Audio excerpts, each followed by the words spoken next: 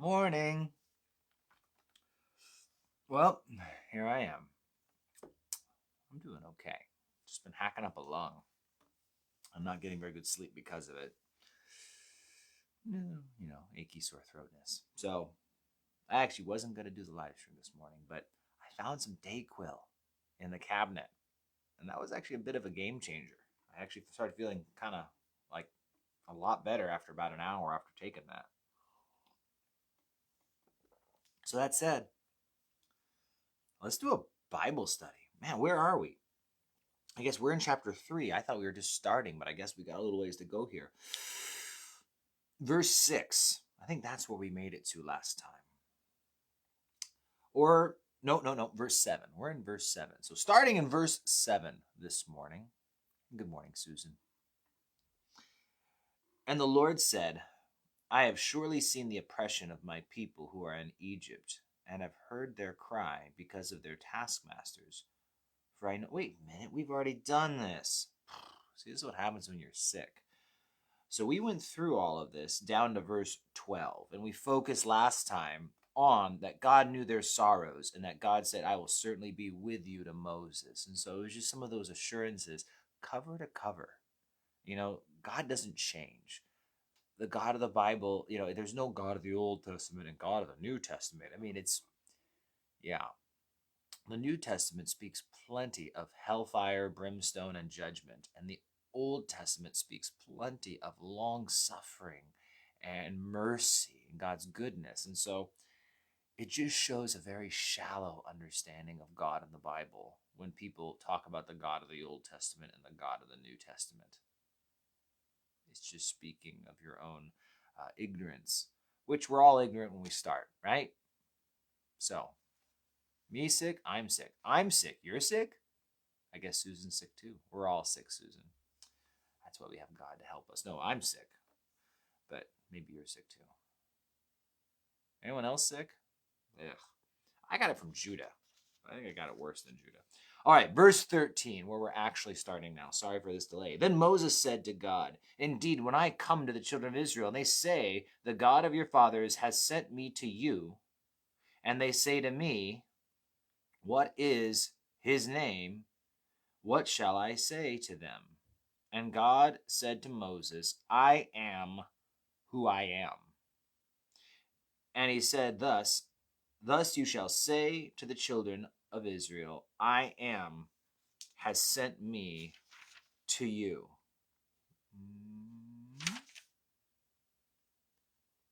Moreover, God said to Moses, Thus you shall say to the children of Israel, The Lord God of your fathers, the God of Abraham, the God of Isaac, the God of Jacob, has sent me to you. This is my name forever, and this is my memorial to all generations.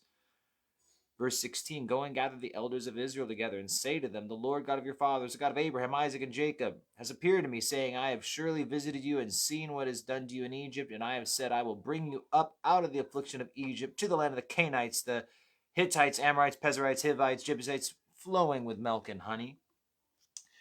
Then they will heed your voice. You shall come, and the elders of Israel, to the king of Egypt. You shall say to him, The Lord God of the Hebrews has met with us. Now please let us go 3 days' journey into the wilderness, that we may sacrifice the Lord our God. Notice the original request, 3 days' journey. But I am sure that the king of Egypt will not let you go, no, not even by a mighty hand. So I will stretch out my hand and strike Egypt with all my wonders that I will do in its midst. And after that, he will let you go. And I will give this people favor in the sight of the Egyptians. And it shall be when you go that you shall not go empty-handed, but every woman shall ask her neighbor, namely of her who dwells near her house, articles of silver, of gold, clothing. You shall put them on your sons, your daughters, and you shall plunder the Egyptians. Two things, big things that jump out to me. Firstly, obviously, is the Tetragrammaton. I am that I am. You see, YHWH, Yahweh, or Jehovah. Both are the same because in the Hebrew we don't have the vowels, nor is there any record ever of the vowels being written for that name. It becomes a little subjective on how you pronounce it. And so if there's only two vowels, Yah, way, Y-A-H, W-A, Yah and way, right? Or Yah, Ho, La, there's three vowels.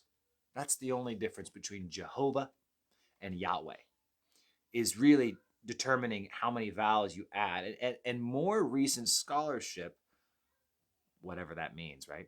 But they lean to Yahweh now, Yahweh being a better guesstimation of what the name is. Don't tell the Jehovah's Witnesses. They will have a heyday and flip out.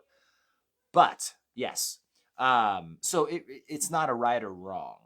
And we should know, right, that in our Bibles, anytime we see in the Old Testament capital Lord, all caps, that would be in the Hebrew Jehovah or Yahweh. Now, when God says here, I am who I am, he's saying that. But what you find is that the etymology of Yahweh, if you go to the meaning of Yahweh, it could be summarized as I am. So this is the tie. This is why the Jews treated this phrase, I am, as sacred and holy. And you don't say it. Like, just to say I am is just like a bold thing. And it's funny because there's a whole bunch of I am statements in the Gospel of John. Before Abraham was, I am. And that's where they started picking up stones to stone Jesus when he made that statement. And you find there's like the 7 I am statements of John. I think I even have them written down in the beginning. I'm sure I have like half of them memorized. But the 7 I am statements. I am the bread of life, John 6. I am the light of the world, John 8 and 9. Like it's actually an 8, 2, and 9, 5. I am the door of the sheep, John 10, 7 and 9. I am the good shepherd, John 10, 11. I am the resurrection and the life, John 11, 25. I am the way, the truth, and the life, John 14, 6. And I am the true vine, John 15, 1. And so there's the I am statements of Jesus. And it's fascinating that when they come to arrest him in John's gospel, you'll note that I am he. He is italicized. It says that the soldiers come, and it's like a whole cohort. I mean, this is like 70 guys or so, if I remember correctly. And they all, I mean, it wasn't just like 5 guys or a dozen. I mean, it was a large group of soldiers shows up. And they said, which one is Jesus? And he says, Ego eimi, I am. And it says, at those words, the soldiers fell over backwards. Now, this is the same like fell over, like Ananias and Sapphira in Acts 5, like fell over dead. And so he says, I am. And they all fall over. So there's something cool about that, isn't there? And so this is kind of why I am. Why the name I am? Well, Malachi 3:6, for I am the Lord God, and I do not change. It's worth noting God doesn't change. That's the idea of I am. His feelings don't change.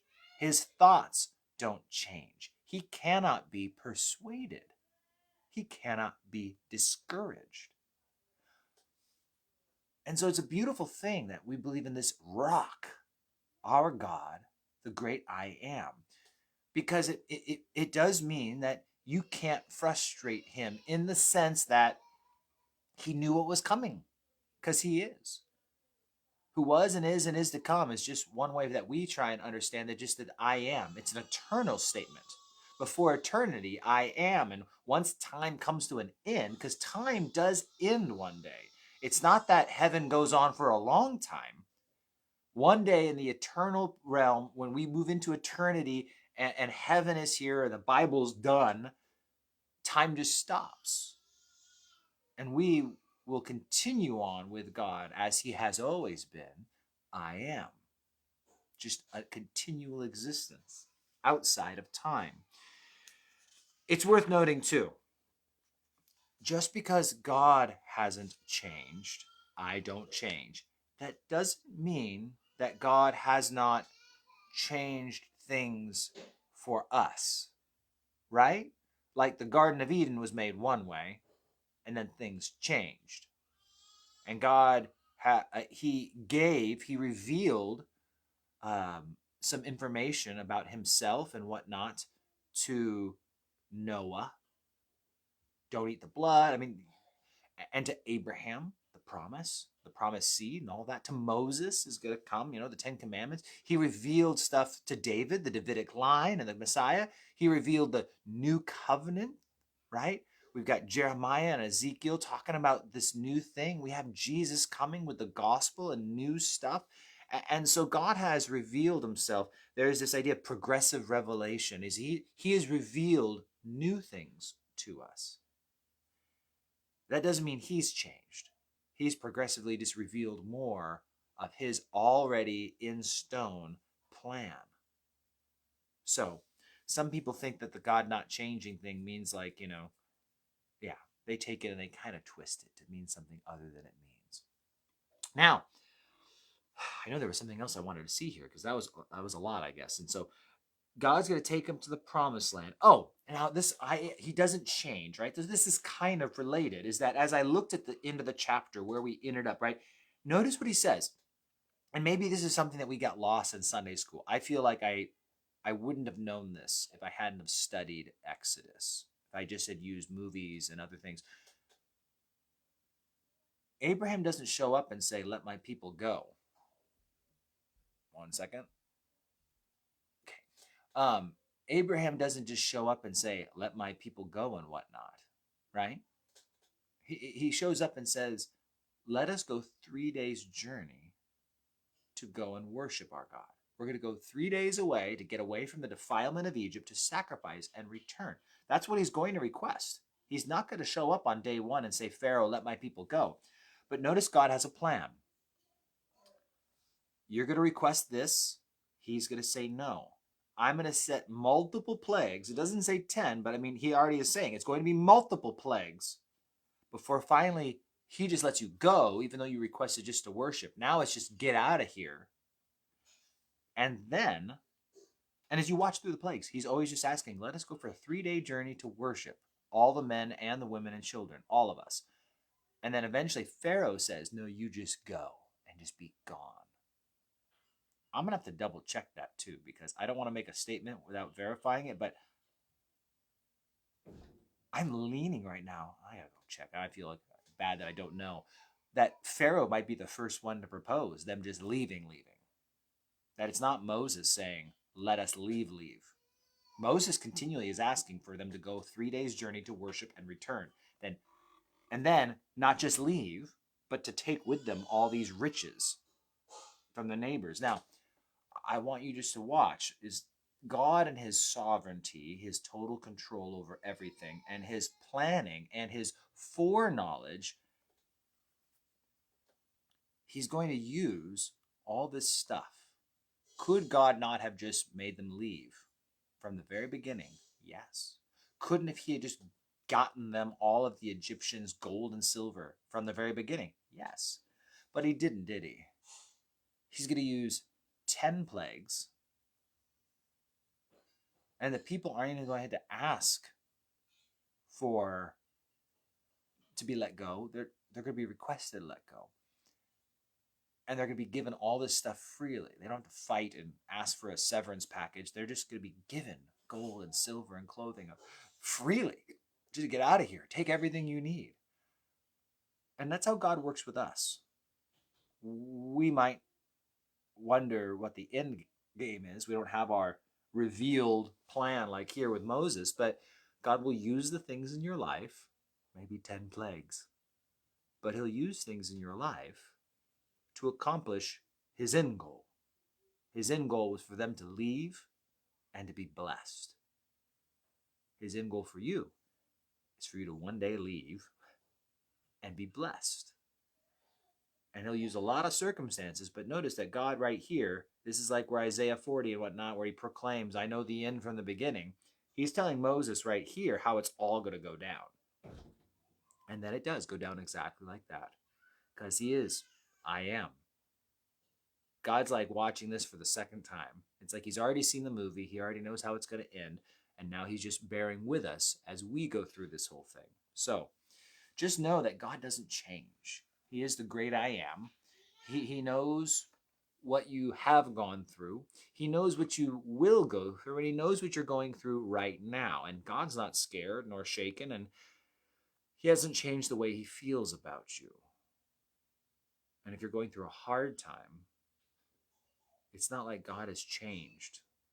He still has an end game in mind, and that is for you to one day depart, to be with him, and to be blessed when you leave. That's his goal, for you to leave this earth with as much blessing as possible. Not earthly blessing, no, the kind you get to take with you, heavenly blessing. And so let's allow God to store that up in our lives. All right, that's it for today. Man, I keep thinking about doing another poll. Ever since I switched over from the church page to my personal page, I feel like we've had less people watching. I don't exactly know why. So, but I've also talked about meeting earlier. It's like school year started, and some people I feel like that might work for them if we did this at 7, or I don't know. You guys tell me what you think might work best. I'm really flexible, changing times. So I'm not going to make a change until I hear from a lot of people, especially if people think it's a bad idea. So, yeah, just let me know. God bless you guys.